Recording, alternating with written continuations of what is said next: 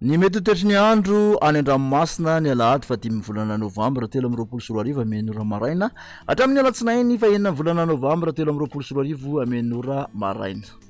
Tsy misy filazana manokana makasika ny alon-drano tokony tandrina hatrany isika mpampiasa ny ranomasina na izany ary indrindra fa amin'ny farana atsimon'ny Nosy iny. Ho an'ny morontsiraka atsinanana tanjona bobaomby hatrany amin'ny tanjona angotsy. Manorana tadrivindrahona ny andro ho avy atsimatsinanana ny rivotra ka ho 7 ka hatramin'ny 20 kilometatra isan'ora anonjaben'ny ranomasina avy ny onja raifangevatra ka hatramin'ny raifangefito metatra. Tanjona angotsy hatrany manoro anorana tadrivindrahona hatrany ny andro ho avy atsimona atsimatsinanana ny rivotra ka ho 7 ka hatramin'ny 20 kilometatra isan'ora anonjaben'ny ranomasina avy ny onja raifangedimy ka hatramin'ny 2 metatra.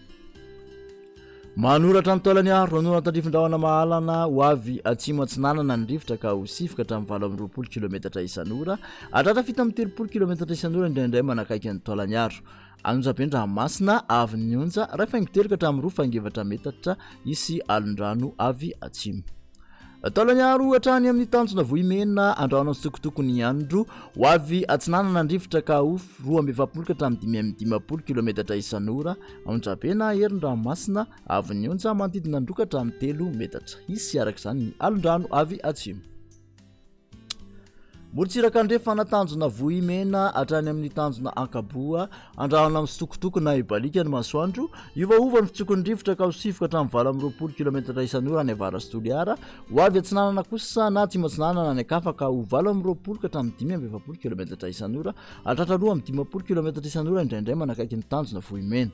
anonjaben'ny ranomasina ahery indraindray avy ny onja 2 ka hatramin'ny 3 metatra isy alon-drano avy atsimo na atsimatsinanana. Tanjona ankaboa hatrany amin'ny tanjona vilan'andro ibalika ny masoandro ho avy avaratra ny rivotra ny maraina ka ho 7 ka hatramin'ny 20 kilometatra isan'ora ho avy andrefana kosa ny tolakandro ka ho 7 ka hatramin'ny 20 kilometatra isan'ora anonjaben'ny ranomasina ahery indraindray manakaiky ny tanjona ankaboa avy ny onja raifangedimy ka hatramin'ny 2.9 metatra. Tanjona vilan'andro hatrany analalava anorana tadrivindrahona mahalana ny andro iovaova ny fitsokony rivotra ka ho 7 ka hatramin'ny 20 kilometatra isan'ora adimy mpanonja ny ranomasina avy ny onja ho latsaky ny 2 metatra.